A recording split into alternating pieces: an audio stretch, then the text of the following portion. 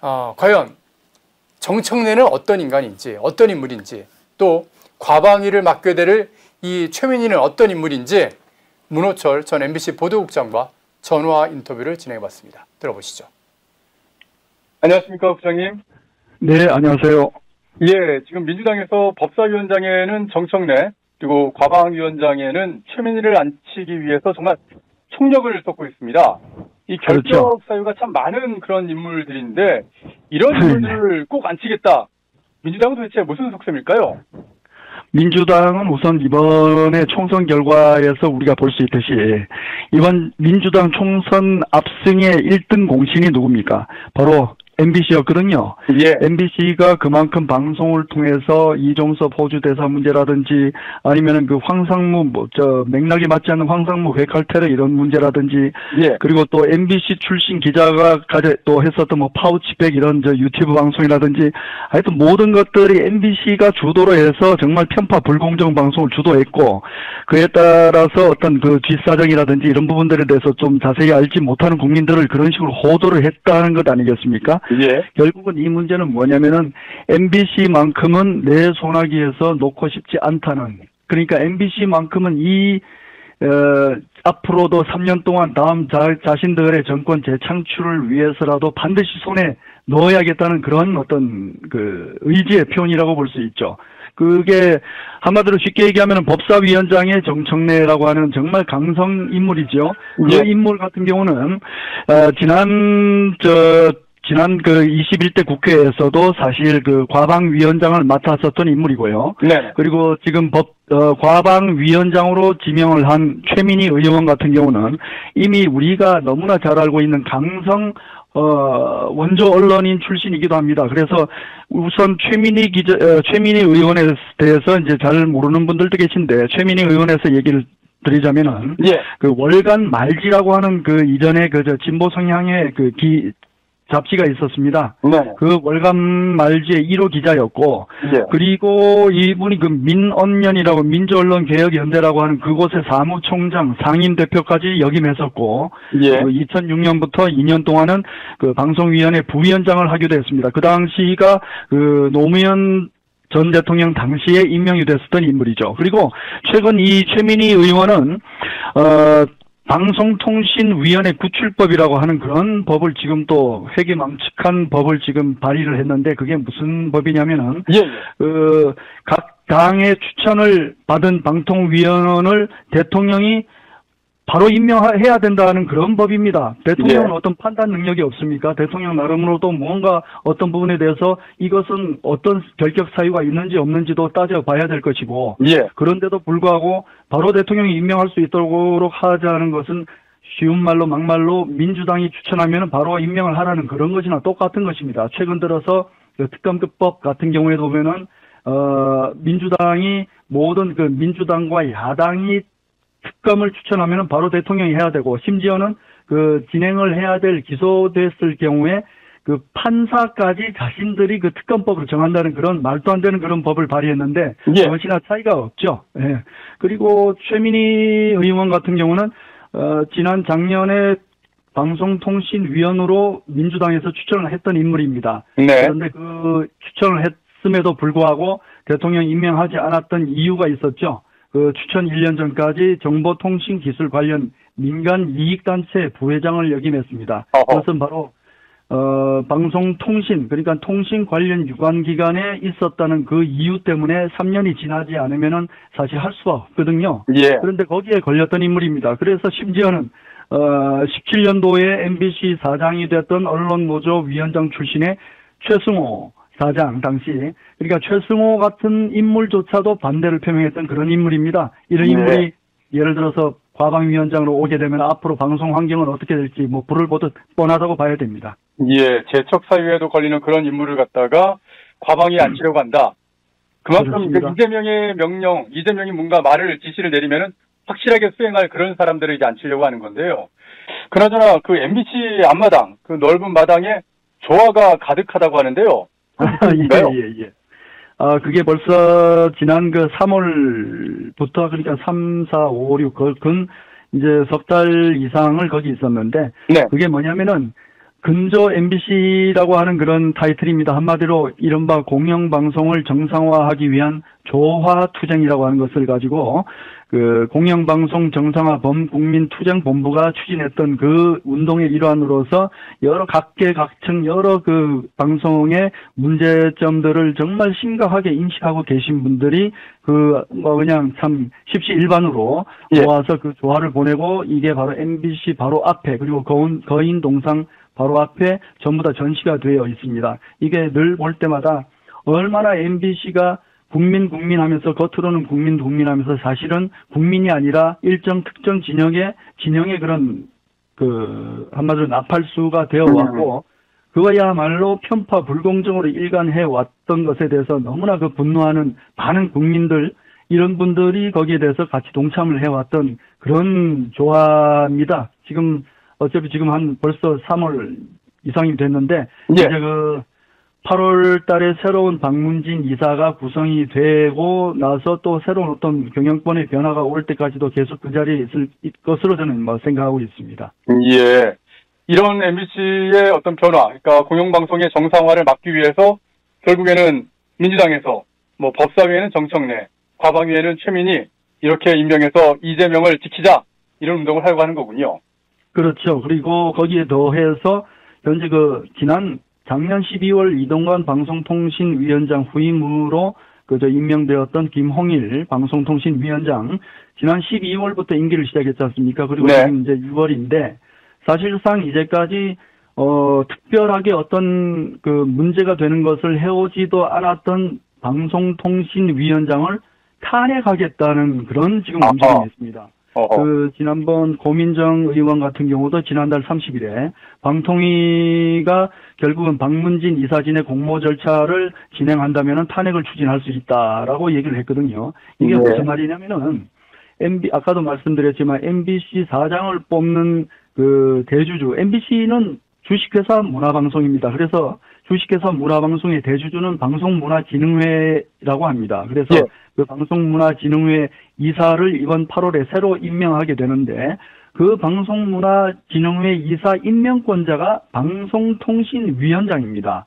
그런데 방송통신위원장 같은 경우에 만약에 아무런 잘못도 없고 뭐 특별히 한 것도 없는데 지금 탄핵을 하게 되면은 어떤 이유로든지 국회에서 탄핵 소추 의결을 하게 됐을 때 이제 헌법재판소로 넘어가지 않습니까? 그렇죠. 헌법재판소로 넘어가게 되면은 그때부터 최장 6개월 동안은 모든 직무가 정지가 됩니다. 그러면은 이번 8월에 방송문화진흥회 새 이사진 임기를 시작하기 위해서는 그 전에 그 이사를 공모하고 그리고 이사진들을 구성해서 13일부터 시작을 해야 되는데 이 민주당이 지금 하듯이 김홍일 방송통신위원장을 탄핵을 하게 돼버린다면은 그 방송문화진흥회 이사진 임명 자체를 원천 봉쇄하겠다는 그런 뜻이죠. 한마디로 이 MBC의 새 사장이 임명될 수 있는 그런 가능성 자체를 아예 싹부터 잘라버리겠다는 것이죠. 왜냐하면은 지난 총선 아까도 말씀드렸지만 총선에서 진짜 MBC가 했던 역할은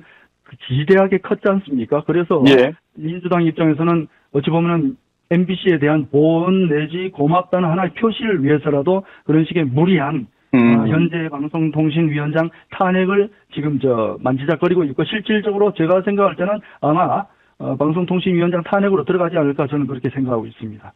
결국에 지난 총선에서 민주당을 승리하게 만든 것처럼 이재명을 지킬 수 있도록 우리 민주당도 열심히 도와주겠다. 뭐 그런 거군요. 총력전이죠, 총력전. 예, 알겠습니다. 예, 국장님 오늘 인터뷰 감사드리겠습니다. 네, 감사합니다. 모두가 숨죽이고 침묵하던 시절 펜앤마이크는 앞장서 자유와 민주를 외쳤습니다. 자유파 정권 탄생을 위해 싸웠습니다. 2024년에도 펜앤마이크는 쉼없이 달려갑니다. 2024 총선 자유파 승리를 위해 노력하겠습니다. 자유민주주의 체제수호의 선봉이 되겠습니다.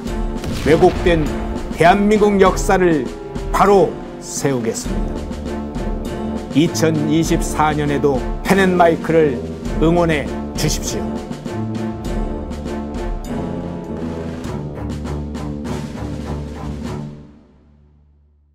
삼노조 강명일 비상대책위원장 연결해서 자세한 내용 알아보도록 하겠습니다.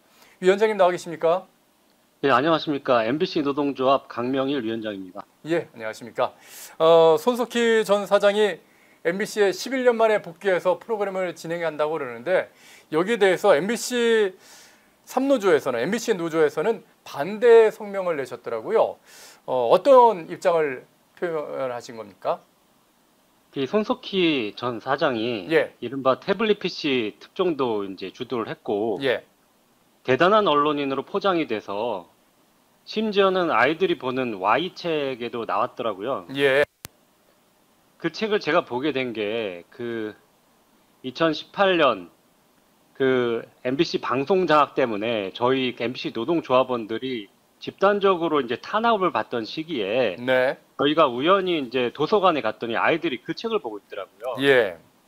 그래서 참 이 손석희 사장의 영광스러운 이면들이 너무 이제 부각을 시키고 다른 면들은 보지 못하는구나 이런 안타까운 심정이었습니다. 예. 사실 손석희 사장이 MBC에서 오랫동안 생활을 하지 않았습니까? 예. 그래서 이제 뉴스도 진행을 하고 또 100분 토론 같은 경우도 진행을 하고 했었는데 이게 좀 손석희 사장의 어떤 특징이 있습니다. 예.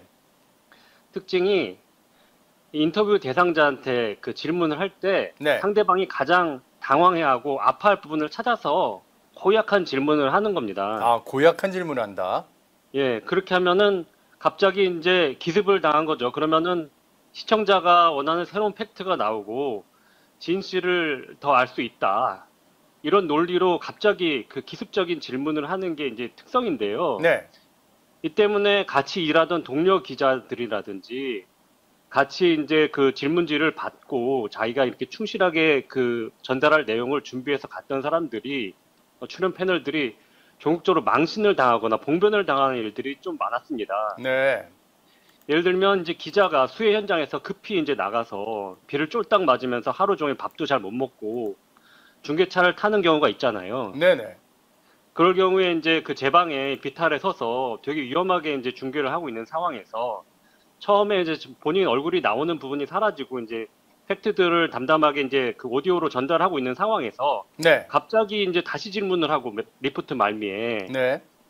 뭐 서로 이제 그 기사에도 없는 질문을 막 하는 경우죠. 이게 준비가 안 된 부분들이기 때문에 되게 당황스러워서 뭐 방송 사고가 나오고 이런 경우도 좀 있었습니다. 예.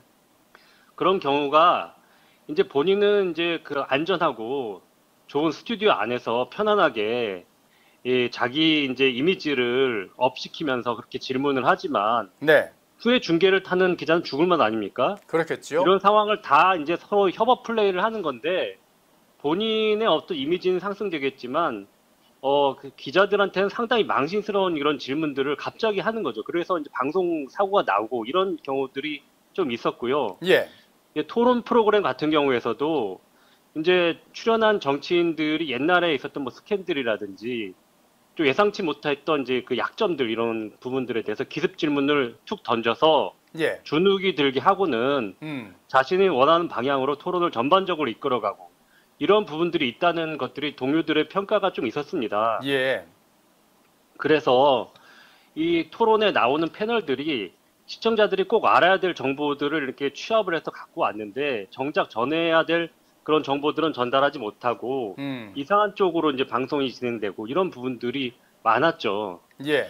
그래서 이제 손석희 씨의 이제 편파 방송이 MBC에 깊은 후유증을 남겼습니다. 어허. 그래서 이제 민주당 정치인들이 나오면 뭐 진보 혹은 좌파 성향의 정치인들이 나오면 예. MBC 보면은 뉴스 외전이 있고 100분 토론 있지 않습니까? 예. 그러면 사전에 이제 서로 나눴던 질문지대로 이제 주고받고 약속 대련처럼 이렇게 진행을 하고요. 예. 여당 정치인들이 나오면 가장 아프고 대답을 못할 질문들을 툭툭 하는 관행들이 지금도 남아 있습니다. 어허. 그래서 이제 많은 여당 정치인들이라든지 그 우파 패널들이 방송을 기피하는 현상 때문에 그 MBC가 한다 그러면은 고개를 절레절레 흔들고 안 나오려는 그 경향들이 있다고 합니다. 섭외도 잘 안 되고. 그러다 보니까 지금도 상당히 좀 기울어진 운동장이라는 얘기가 나오는데 네. 이 불공정성이 계속해서 이제 심화되는 그 원인이 손석희 식의 어떤 진행에서 비롯된 거 아니냐 하는 의견들도 있습니다. 예. 만약에 그런 어떤 상대방을 곤란하게 하는 어떤 질문이 있다. 뭐 진짜 국민들이 알고 싶어하는 내용을 파헤치기 위해서 그런 질문을 한다면 여든 야든 좌든 우든 상관없이 공정하게 했어야 되는데 그게 또 이제 편파적으로 진행이 되다 보니까 그 관행이 지금까지도 아주 악영향을 미치고 있다 그런 말씀이신데요. 네. 그나저나 그 손석희 전 사장하고 이 동명이인입니다. 김웅 기자 사이에 폭행 스캔들이 있어서 논란이 된 적이 있었죠. 이건 어떤 내용인지요? 예. 그러니까 저희가 이 얘기를 말씀드리는 건 뭐냐면은 본인이 그렇게 떳떳하게 남을 공격하려면 본인이 떳떳해야 되지 않겠습니까? 예. 그런데 본인 스스로 이제 그 자기의 옛날 그 심야 교통사고, 접촉사고에 대한 그 스캔들을 보도하겠다고 협박했던 김웅 기자 있지 않습니까? 예. 이런 부분에 단호하게 대처를 하면서 손절을 하지 못하고 이 김웅 기자가 계속해서 채용 청탁을 하니까 이걸 받아줄 것처럼 회사 내부에 평판 조회도 시키고 인사팀한테 의논까지 해서 채용이 어렵다는 말들을 지속적으로 전달하기 위해서 뭐 4차례인지 10차례인지 서로 만나서 밥도 먹고 그랬다는 거 아닙니까? 예. 이런 부분들이 이제 자기의 대처는 매우 미약하고 무마하려고 자기의 약점을 무마하려고 이런 행동을 했다는 거죠. 그러다가 이제 끝내 채용이 안 되니까 자리를 박차고 일어나는 김 기자한테 주먹 다짐을 했다는 거 아닙니까? 예. 폭행이 되고 이제 경찰 신고하니까 이걸 또 막으려고 또 이렇게 또 난리를 치고 이런 부분들이 저희는 좀 안타까운데요. 이게 취업 청탁을 하게 되면 이게 청탁금지법에서 기자들한테는 민원을 할 수 없는 거 아닙니까? 예, 그렇게 돼 있죠. 근데 이제 이런 부분들은 이제 신고를 해서 이게 딱 그 단절을 해야 되는데 자기가 이제 사장이니까 인사팀에 평판 조회시키고 뭐 할 수 있는 방향이 있나 다 알아보고 이걸 전달해주고 이게 뭡니까 도대체? 이거는 사실 이제 인사팀한테 필요 없는 의무도 없는 행위를 자기의 필요에 의해서 시킨 거 아닙니까? 일종의 갑질인데요. 네. 이런 부분들이 있다는 거죠. 지금 손석희 앵커에 대해서는 뭐 굉장히 미화된 부분이 많지만 사실 손석희 앵커가 어떻게 보면 방송을 떠나게 된 그 이유가 굉장히 본인의 관리도 못했고 그리고 이중적인 그런 모습을 보였기 때문에 그래서 더 이상 방송을 진행할 수 없었기 때문에 떠났는데 그랬는데 지금 MBC로 오는 거에 대해서 지금 굉장히 분노하고 있는 그런 상황이신 것 같은데 그런데 또 손석희 앵커 하면은 떠오르는 사건 중에 논란 중에 하나가 이 조주빈 씨에게 돈을 송금했던 논란도 있지 않습니까? 네. 그러니까 이제 조주빈이라는 사람이 이 기사 같은 걸 보고 접근을 했나 봐요. 정확하게는 제가 잘 모르지만 뭐 접근을 한 방식이 자기가 흥신소 사장이다, 조주빈 씨가. 그러면서 김웅 기자가 손석희 사장과 가족들에게 위해를 가할 것을 청구했다. 그러니까 이제 금품을 요구해라. 그런 걸 당하기 싫으면. 그래서 이제 2천만 원을 건넸다는 건데 왜 그러면 언론사 사장이고 영향력도 큰 분인데 왜 즉각 경찰에 신고하지 않았냐 그랬더니 조주빈 씨가 김웅 기자와 친분이 있다는 증거를 보여주면서 김웅 기자 뒤에는 삼성이 있다 라는 식으로 위협을 했고 그 왜 삼성이 있으면 왜 그 두려워했냐 그랬더니 미투 운동이 한창이었을 때 삼성이 성신여대 교수 재직하던 시절에 그 미투 비슷한 의혹이 있는지 뒷조사를 했고 집에 낯선 남자가 침입하는 등 불안한 상태였다 이렇게 해명했다는 겁니다. 삼성에서는 다 그거 부인하고 있습니다. 그렇게 하는데 이게 좀 삼성의 되게 가장 날카로운 잣대를 하면서 비판을 했던 인물 아닙니까? 손석희 그렇습니다. 근데 뒤로는 이렇게 무서워하고 이렇게 삼성은 부인하는데 이런 부분들을 석연치 않은 거죠. 그래서 흥신소 사장이 이런 식으로 협박을 하면 굴복해서 돈을 건넨다. 이게 좀 언론인으로서 좀 부끄러운 일 아닙니까? 이런 사람들이 뭐 그럴 수 있다고 쳐요. 그런데 왜 MBC에 오냐는 거죠, 저희. 도대체 MBC는 왜 손석희 사장을 다시 쓰는 걸까요? 이재명이 뭐 애완견 그런 발언을 하면서 손석희를 언급했기 때문입니까? 이재명의 눈치를 보는 겁니까? 참 MBC의 공영방송으로서의 어떤 그 모습이 실망스럽게 짝이 없는데 이런 손석희 뭐 전 사장, MBC로 복귀한다고 하는 전 사장 또 아니면 MBC 이런 쪽에 대해서 MBC 노조에서 꼭 이만큼은 이것만큼은 좀 기억해 줬으면 좋겠다 하고 말씀하시고 싶은 내용이 있다면 어떤 게 있을까요? 이게 지금 손석희 앵커가 옛날에 네. 그 최문순 그 전 언론노조 위원장이자 이제 MBC 사장 했던 분이랑 같이 뭐 파업하면서 감옥에도 같이 갔었고 그랬다는 거 아닙니까? 예. 그렇게 해서 이제 언론 노조 간부였고 그 이후에 이제 방송을 했고 나중에 JTBC 가서 이게 그 진보 쪽 그 진영의 이제 대표적인 방송을 했고 그리고 박성재 사장하고 친했고 그 이후에 박성재 사장이 그 사장을 하고 있을 때 아들이 거기 경력 기자로 MBC에 취업을 했고 예. 그 아들은 또 경향신문 있을 때 또 뭐 대장동 관련돼서 이제 보도를 했던 인물이고 예. 이런 것들이 얽히고 설켜 있는데요. 모두 다 알고 있지 않습니까? 박성재 사장이랑 그렇게 친한 사이였다는 거. 이런 부분들이 봤을 때 아직도 언론 노조가 지배를 하고 있는 MBC의 마지막 지금 친정으로 돌아온다. 이거는 서로 이렇게 밀어주고 끌어주고 진행자로서의 명예를 회복시켜주고 이렇게 하는 거 아닙니까? 서로 돕고. 이게 좀 이게 너무 한다는 생각이 들어요. 이런 것들은 보면은 지금 손석희 전 사장은 지금 진행자나 앵커로 나서기보다 네. 과거에 이런 잘못들에 대해서 자숙을 하고 그리고 본인이 지금 외부 사람들한테만 날카로운 잣대를 휘둘렀지 않습니까? 본인한테는 아주 그 솜방망이 같은 잣대를 들이대고 예. 이런 부분들에 대해서 속죄하고 자숙의 모습을 보여야 되는 시기인데 이건 최소한의 예의가 아니다. 시청자에 대한 예의가 아니다 생각하는 겁니다. 그래서 공영방송에는 제발 다시 돌아오지 않았으면 하는 마음입니다. 예, 정말 MBC 섬노조뿐만이 아니라 MBC의 구성원이라면 공영방송의 양심이 조금이라도 그런 어떤 자격에 대한 생각을 조금이라도 하는 그런 직원이 있다면 손석희 사장이 MBC로 다시 돌아와서 방송을 하는 거에 대해서 함께 목소리를 높여야 되겠다 그런 생각을 좀 해봅니다. 예, MBC 섬노조를 이끌고 있는 강명일 비대위원장이었습니다. 오늘 인터뷰 감사드리겠습니다. 예, 감사합니다. 건강하세요. 예, 고맙습니다. 모두가 숨죽이고 침묵하던 시절 펜앤마이크는 앞장서 자유와 민주를 외쳤습니다. 자유파 정권 탄생을 위해 싸웠습니다. 2024년에도 펜앤마이크는 쉼없이 달려갑니다. 민주주의 체제수호의 선봉이 되겠습니다. 왜곡된 대한민국 역사를 바로 세우겠습니다. 2024년에도 펜앤마이크를 응원해 주십시오.